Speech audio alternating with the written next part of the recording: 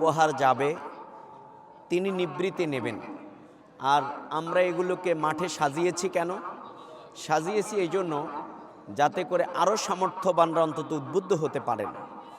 যা আমরা লক্ষ্মীপুর সদর উন্নয়ন ফাউন্ডেশন থেকে এবার হয়তো 50,000 মানুষকে আমরা এই ফুড প্যাকেজ, ইফতার সামগ্রী কোনো না কোনোভাবে আমাদের এই উপহার ছোট বড় আমরা পৌঁছাবো ইনশাআল্লাহ। তাহলে আমরা যদি এই দৃশ্যটি আমার দেশ বিদেশে সামর্থ্যবান ভাইয়েরা বোনেরা দেখেন, তাহলে তিনি যদি তার সহযোগিতার হাতকে এলাকার মানুষের প্রতি বাড়িয়ে দেন, তার এলাকার মানুষের প্রতি বাড়িয়ে দেন, আজকের এই সাজিয়ে প্রোগ্রামটি করার সার্থকতা হচ্ছে এখানে। আল্লাহ যেন আমাদের সেই পরিশুদ্ধ নিয়তটাকে কবুল করে। আল্লাহ তাআলা এই দৃশ্যটা, এই প্যাকেটগুলো যারা দেখবেন তারা যেন তাদের সহযোগিতার জাকাতের পান, সাদাকার পান থেকে তারা যেন তাদের সহযোগিতার হাত বাড়িয়ে দেন। কারণ আল্লাহ তাআলা বলছেন সাহিল ওয়াল মাহরুম, তোমাদের সামর্থ্যবানদের অর্থের মধ্যে, সম্পদের মধ্যে যারা অসহায়, বঞ্চিত, শোষিত আছে তাদের অধিকার রয়েছে। সুবহানাল্লাহ।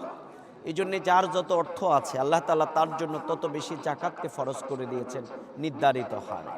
তার জন্য সাদাকা ফরজ করা হয়েছে। তার রমাদানের পরে তার উপরে সেই আপনার ফিতরাকে ওয়াজিব করে দেয়া হয়েছে। আমাদেরকে শুধু উপবাস এই রমাদান থাকতে শিক্ষা দেয় না, বরং উপবাসের কষ্ট আমরা আমাদের হালাল খাদ্য থেকে বিরত থেকে আমরা উপলব্ধি করছি। কিন্তু সমাজের অসংখ্য মানুষ আছে যারা অন্য সময় কিন্তু খেতে পায় না। আমি এখন বুঝতে পারি যে ক্ষুধার কষ্ট কত বেশি। তাহলে যিনি বছরের লম্বা সময় উপবাস থাকেন তার কষ্টটি উপলব্ধি করবার সুযোগ আল্লাহ তাআলা সামর্থ্যবানদেরকে রমাদানে ফরজ করে দেওয়ার মাধ্যমে তার উপলব্ধির জগৎটাকে শানিত করতে চান।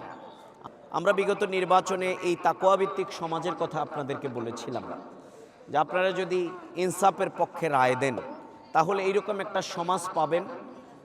ওই খোলাফায়ে রাশেদার লোকেরা, সেই যেরকম খোলাফায়ে রাশেদিনরা যেরকম একান্ত নিবৃত্তে তার সমাজের মানুষগুলোকে তার অধিকার পৌঁছেই দিতেন, আমরা সেই অনুসরণে আপনাদেরকে সে তাকওয়াভিত্তিক সমাজের কথা বলেছিলাম। আলহামদুলিল্লাহ, বাংলাদেশের মানুষ এবার আমাদের সেই কথায় সাড়া দিয়েছেন।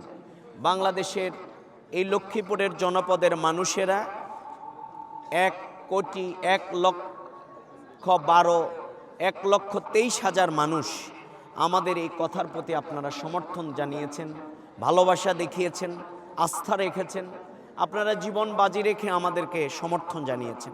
আমি আবারও আপনাদেরকে কৃতজ্ঞতা জানাই। আমাদেরকে ভোট